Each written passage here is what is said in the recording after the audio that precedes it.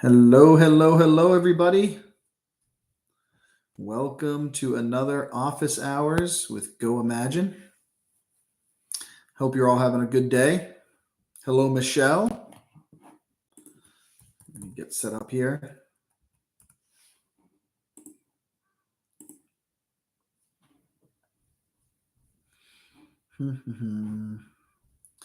Looks like we have a bunch of people there. What's up, Jackie? Welcome.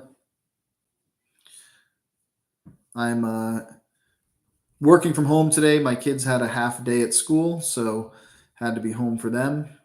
Hello, Patricia. What's up, Boutique Barn? Hello, Shirley. Welcome, everybody. Welcome, welcome, welcome.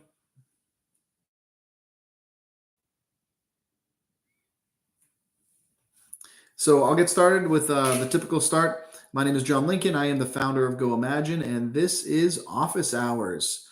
Today we're going to be talking about a few different things. We had some questions come in, which was nice to see. So we have a couple of questions we have to cover. But as always, we are here for you. So if you have any questions that you want to ask about Go Imagine or what's going on, feel free. Looks like so far I'm seeing a lot of the usual suspects: Michelle, Boutique Barn, Patricia, Shirley, Robert. So a lot of the usual group is here, which is fantastic. I also see there's about 20 people on here. So we got some lurkers, which is fine. People lurking in the shadows. I always ask if anybody is new. Please just say hello. We love to welcome our new members. Make sure that you're getting all your questions answered and what you need. Hello, Teresa Bennett and Teresa Critchley. Looks like we have two Teresas back to back. And Stephanie is always a lurker. That's true, Stephanie. Steph. So Teresa Bennett, Teresa Critchley, are either of you new to Go Imagine? Is this or maybe new to the office hours? I'm not sure if this is new for you. But yeah, we can certainly discuss a few different things. I'm not sure if you guys have noticed, but some of the gossip that has been happening in the maker world is Maker Place. Michael's Maker Place recently shut down their community. What's up, DIYer girl? So I'm not sure if any of you sell on Maker Place. If any of you are also on Michael's Maker Place, but it's definitely curious that it seems a number of their employees are no longer there, and they shut down their community. They haven't really posted on their social media for months. So it's interesting to see. I mean, talking about lurking, I've been today. I did a little lurking in these Maker Place groups just to get an idea of like what people think are going on.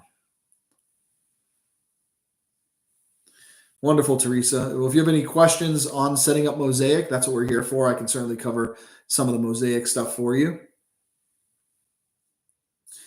It sounds like not many of you are on Maker Place either, which might be a sign of of why they're kind of slowly backing away. Who knows if they're going to shut down or not, but they're definitely backing up a little bit, given the fact that a lot of their ads and everything else are no longer on social media or TV or anything.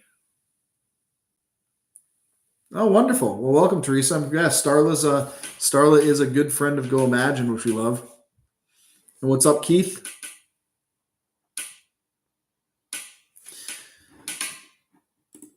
So I'll answer a couple questions that came in earlier. They were sent to me from Steph, who was collecting questions. One of the questions that was asked is if we're going to be doing any events this summer. Locally, we do try to do some events. We haven't signed up for any yet. We have done many, many events in the past where we either had a booth at the event or went to the events just to talk with makers. So I'm not sure yet. We haven't signed up for any yet, but I can certainly see if some of those are going to come to fruition. The other question was, there was a question about Shippo integration, which was actually pretty timely because I've been talking with Shippo this week, and we've got a meeting with Shippo next week to talk about a tighter integration with Shippo. So for those who don't know, the real two main players for commercial rate USPS shipping are Pirate Ship, which a lot of you use, and then also Shippo. So if you haven't used Shippo before, it's one we like. They seem a little more open to integration. We've talked in the past with Pirate Ship. Pirate Ship does not have an open API, So their integration is a non-starter. I've reached out to Pirate Ship many times, and they've basically said, we don't have any open APIs for you to integrate with, which means they do their own integrations with systems. So they did their own, and I can't remember if Pirate Ship is still integrated with like Etsy. I know there was a little turmoil last year where Etsy kind of closed off their API, and I wasn't sure if Pirate Ship is no longer there. Shippo, though, does have an open API. And so we're going to have the ability to integrate with Shippo, which is going to give you the ability to print labels. The first integration is going to be passing data to Shippo, but then passing data back as well. So when you mark a label, when you create a label in Shippo, it'll send information back into goimagine. So it'll trigger off an order in goimagine, marking it either complete or shipped. So we're going to be working on that integration, which will also automatically add the tracking number. So you don't have to copy and paste it and goimagine. The tracking information will come right back in. When something's printed in Shippo, tracking information will end up in goimagine. What's up, Talia in Sweet Country Girls? Nice to see you here. So those are the two questions that came through. If you guys have any other questions about what's going on, feel free to chime in. I always like to talk a little bit about getting set up. We have a lot of people who watch this recording. Many times they're new makers, and we often talk about the fact that when you set up goimagine, you often want to start with our help center. The help center is where we have our getting started checklist. I definitely recommend starting at that point. I know we have a Mosaic user here. Teresa, you said you've been using Mosaic, so we'll talk a little bit about Mosaic. Every office hours, I typically talk about the getting started checklist. But on the Mosaic setup checklist, this is the one that after you do your getting started checklist, we get into the setup of Mosaic itself.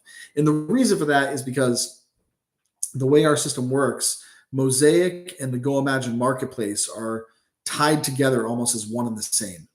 So the first step is to go through the getting started checklist so you have all your basics set up, your Stripe integration complete, your logo uploaded, your social media and outbound links set up, your shipping set up the way you want, all those other items. Once all that's done, we get into the Mosaic setup checklist. And this is the further stuff that further customizes your private website. A couple examples you want to do in the setup checklist here is set up your featured products. This is how you can curate your homepage. So on your homepage, you'll be able to decide in what order and what is showing on the homepage very easily. So if you want to brand yourself for, let's say, the 4th of July coming up and you want to have mostly patriotic items, you start with that. But then as other holidays come along, like Halloween or Thanksgiving, you can always update the featured products if you're doing it by season or by holiday. In terms of navigation, you do have the ability to set up your custom shop categories. This works both on the marketplace side, but is more important, I think, even more so for the Mosaic side, because that's when you're setting up your own custom website and gives you the ability to really let people navigate your site to the type of products they want to find in an easy way. We do have two options in terms of how the navigation looks. We have the hamburger menu, which is essentially the 3 lines, and that's how it looks on mobile. It's pretty traditional, but you can also do horizontal, where across the top bar, it'll show the different categories, kind of like we have on goimagine itself. The custom banners is something I would highly recommend on the Mosaic side using. This is where you want to create not only the scrolling banners, because you have the ability to add 3 banners at the top of your page where they can scroll, but you also have the ability to add additional banners underneath your featured products, so you can create custom banners on that case as well. Next up is your theme colors. Assuming you have a brand that you've worked on, you can match the buttons and the links and everything to your brand, so you can create your own theme colors. And the final step is knowing your Mosaic domain. Everybody gets a subdomain automatically for free, but most of you are creating your own custom domain. And the custom domain is where you have the ability to have, yourshop.com, whatever it might be. So that's where you can really brand it so that it's really your own website. And along the way, as you go through these help centers, keep in mind a lot of these steps have individual help articles to them. So if you need help setting things up, you can always click into these different steps and get into the individual help articles.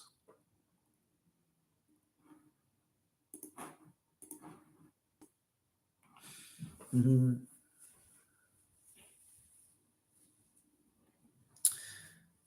All right. Hello from Bozeman, Montana. What's up, Jessica? Teresa Crutchley. Slow start with family stuff going on. I've been here for a few months. Wonderful. Marcy, nice to see you here. Looks like you're looking for the first elusive sale. Hopefully, you get that soon. We'll all root for you in that case.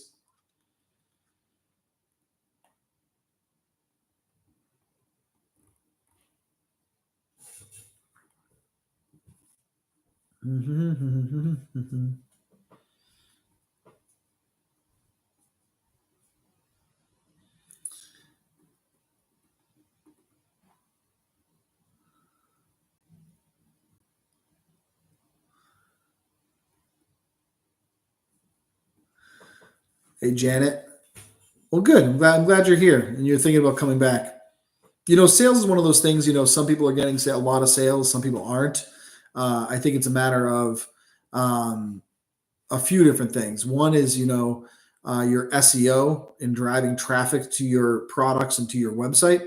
Because keep in mind that we feed all of the products that are on GoImagine into Google as well. So when Google Shopping, all your products are popping up as well, and that's where SEO really comes into play because you're being found on Google, which is great. The problem is you also are competing against everybody else who's being found on Google as well. So if I'll share my screen real quick. When it comes to Google Shopping, this is where I definitely recommend looking up different things in Google. So if I just type in GoImagine, under the shopping section, whenever you look for things, this is where you're going to see. I just typed in GoImagine to make it easy. But for instance, here's a product on GoImagine that has a unique title: handmade sculpted Laws Ocarina of Time Majora's Mass Charm Bracelet. Let me see if I search this, see if it pops up.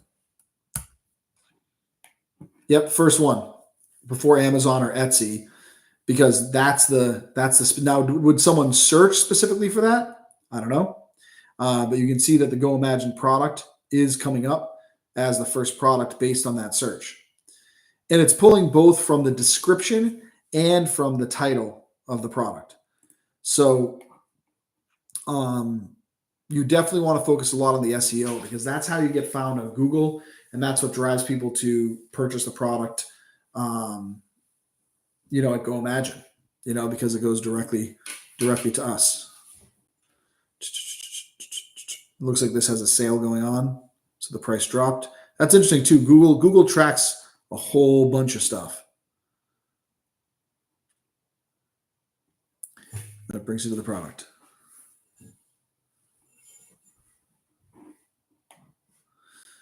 Now, the second thing to really focus on, obviously, the SEO is what gets people to see your product.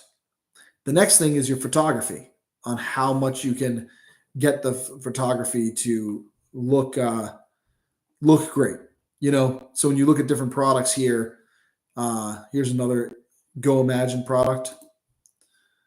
Looks like it's on a shimmery background, maybe a little bit more hard to see that. Yeah, so we have a bunch of GoImagine products that match that description.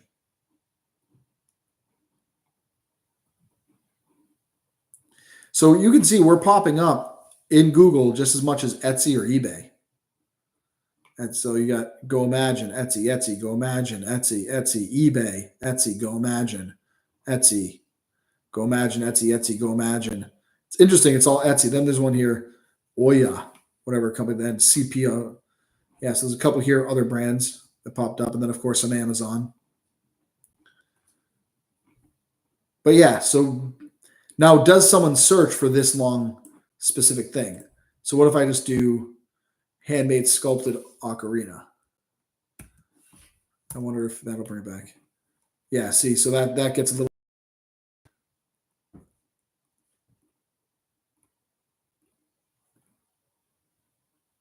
So it shows up there. You can see.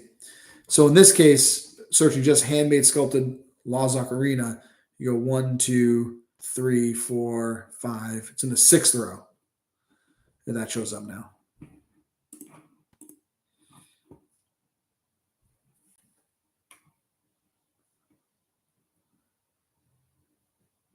Hello, Teresa. Yeah, I mean, you did the custom domain first, and that's not a problem. The order of the setup checklist um, is in whatever order you want to do it. We recommend the custom domain last only because until you have everything else done, you can't really do much with the custom domain. The custom domain will just go to a blank page essentially until you add your banners, until you add your logo, until you assign your featured products, until you kind of set those things up. You can certainly get the custom domain first. It's just going to go to a blank page until you actually set up the rest of the stuff. So that's why we say the custom domain last, is just because of that reason.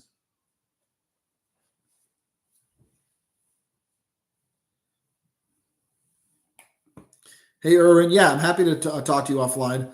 I think I do recall an email coming from you regarding A records versus name servers, where we use name servers to connect websites.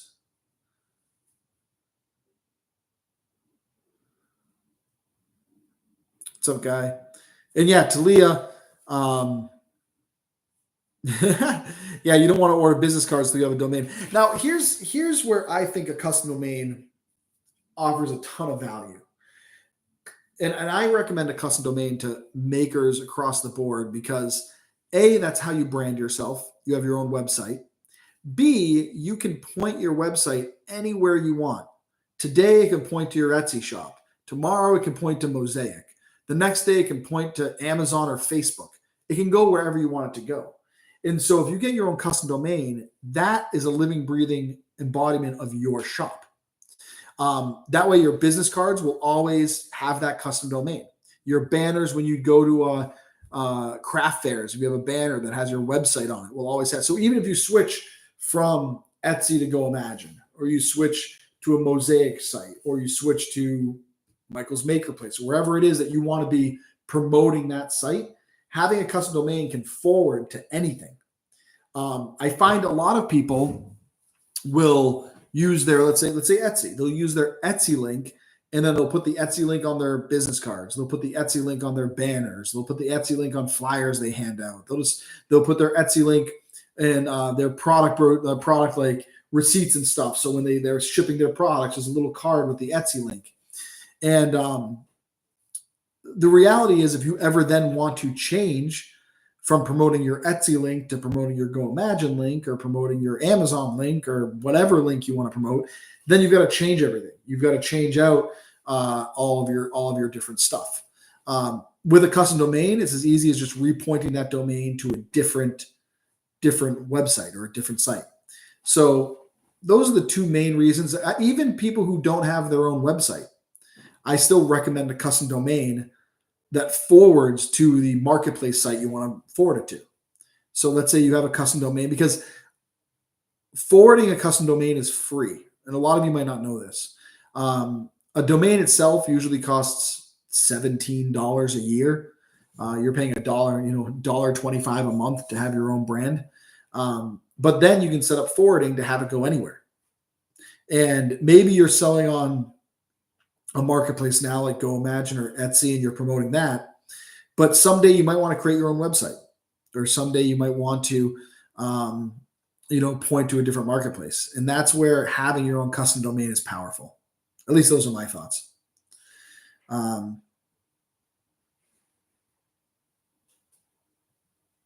The green bead.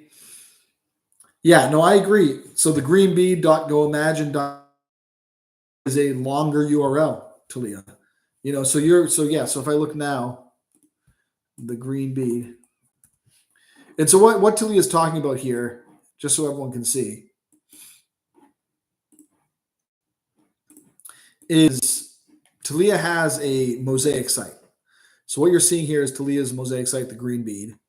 And it has, the banner up top. It's got, All of the goimagine branding is gone. It just has her categories. It searches only her shop. All of this stuff is just the green bead. But the URL is thegreenbead.goimagine.com, which works fine. I mean, it works perfectly fine. Having a custom domain here makes it, as Talia pointed out, probably more memorable, easy to remember, and brands you further. And then that custom domain can always be shared and used anywhere. So that's just kind of my thoughts on custom domains. And I think everybody who is building a business should consider having the URL. And oftentimes that will impact the name of your company. What I mean by that is I think a lot of people name their shop first, and then weeks, months later, years later, they try to go get the URL and they realize the URL is not available. And so they end up having to create a different name for the URL that doesn't really match the name of their company. And so it's very easy. You can go to any site, goimaginedomains.com. You can go to godaddy.com. You can go to namecheap.com, and you can see if your domain's available. So let's say I want to have Farmhouse Decor is the name of my company. Odds are that's already taken. Oh no, it's 19. Sometimes also they resell. People own domains that they resell just to make money. And someone owns Farmhouse Decor and they're selling it for $19,000. So for 20 grand, you can own Farmhouse Decor, which is ridiculous. But maybe, okay, farmhousedecor.com doesn't work, but what else can I do? How about I name my company John's Farmhouse Decor? Well, all of a sudden that's available. And that's only $16.99. So maybe because of this, I want to name my company John's Farmhouse Decor because I can also get the URL, right? Because I want it to match my company. But maybe I just want to call it John's Farmhouse. So I'm going to see if that's available. John's Farmhouse. That's available as well. And that's probably a better URL because it's not as long. John's Farmhouse. And you can either then still have the name John's Farmhouse Decor, but then just have your website be John's Farmhouse, which is easier to remember. And the only reason I'm talking about this is because I've seen a lot of people who create very confusing URLs because they had to figure something out after they named their company, where it's almost one and the same. You want to think about buying the custom domain as you name your shop so that you can make sure you own it. And it's easy to look up domains, you can see. And typically the .com is what you want. You could go with a .shop or a .net. John's Farmhouse .store is available, things like that. But I don't know. I think the .coms are still the preferred website domain.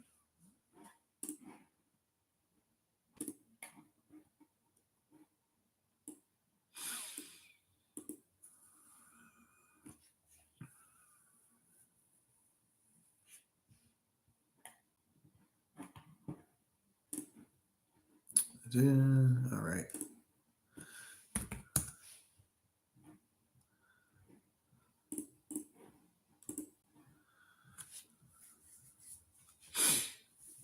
I'm not sure if there are any other questions out there or thoughts. I know we've got about 26 people on here right now, which is fantastic.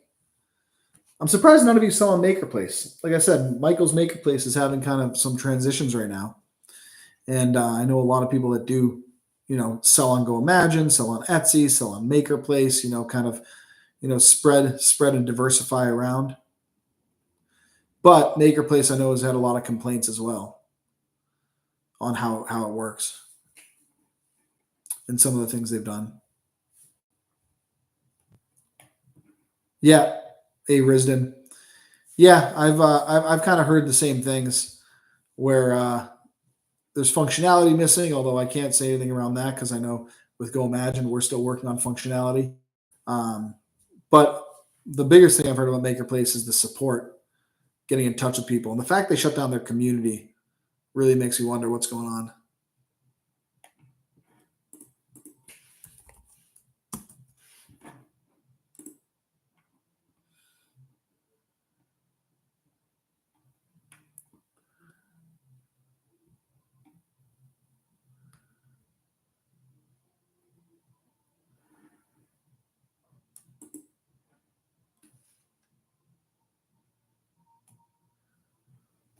Mhm. uh, yeah, Talia, you might be right. Probably got sick of the complaints.